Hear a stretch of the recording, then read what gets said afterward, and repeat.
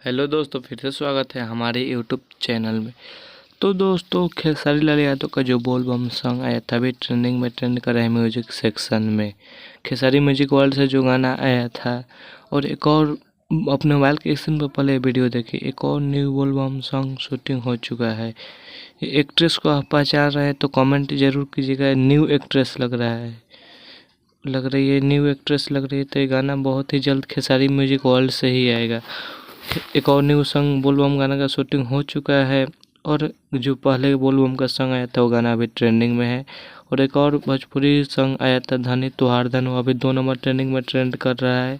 आप लोग से आग्रह है, गाना का पोस्टर बहुत जल्द रिलीज होगा, तो गाना पोस्टर आते ही पूरा दबाकर शेयर करना है। बस हम इतना ही कहेंगे। अगर हमारे यूट्यूब चैनल पर नए हैं तो चैनल को प्लीज़ सब्सक्राइब कर लीजिएगा भोजपुरी की हर छोटी बड़ी खबर देखने के लिए। तब तक के लिए बाय, मिलते हैं नेक्स्ट वीडियो में। जय हिंद, जय भोजपुरी।